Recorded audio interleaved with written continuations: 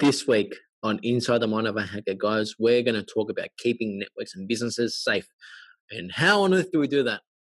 Now, the traditional sense is we've always heard it before around people are always the weakest link. And I couldn't agree more. We're always combating the issues around systems and people and processes and approach and technology and that sort of stuff. And we want to talk about the real world practices. And we've all heard it before: passwords, don't share passwords, don't use the same passwords. Um, don't leave your passwords in plain files that aren't encrypted. So the problem with this is there are too many technology people out there, or technology policies that are just too damn complex. They might ask us for a 12 or 16 password character policy, and that's just garbage. You're going to have a password policy that's maybe 6 characters, and that's going to be more secure than having a password policy of maybe 16 characters, right? Because they're obviously, imagine having 15, 16,000, 20,000 employees. No one's going to remember passwords, and I always got a problem with my passwords as well, that I might put into a plain text file and then I forget to remove it and thinking, great, I'm not practicing what I'm preaching.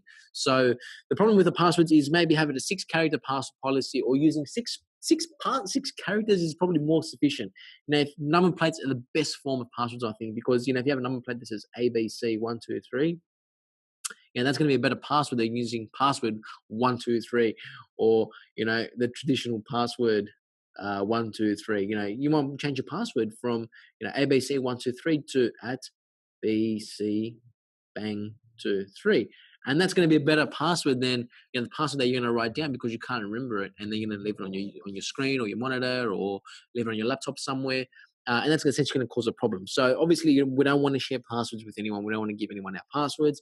We don't want to use the same password for multiple logins, right? So we don't want to have the same website that we use the same password for. That's very bad. We don't want to do that either.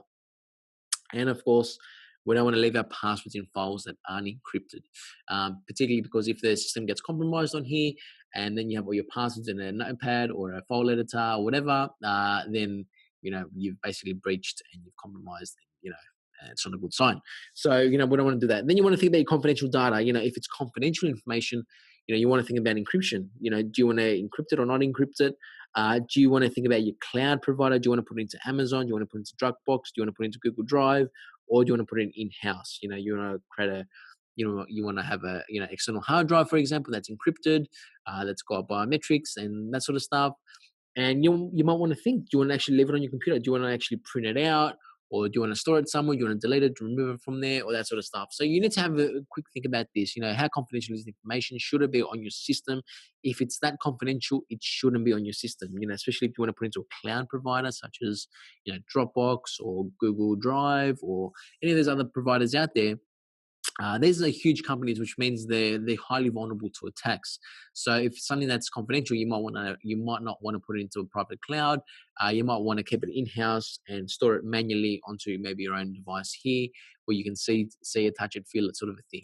And then you can use that at your own time, your own sort of space. Where it is at all times. Who has access to it, and that sort of stuff. And that's pretty much it, guys. Pretty basic stuff.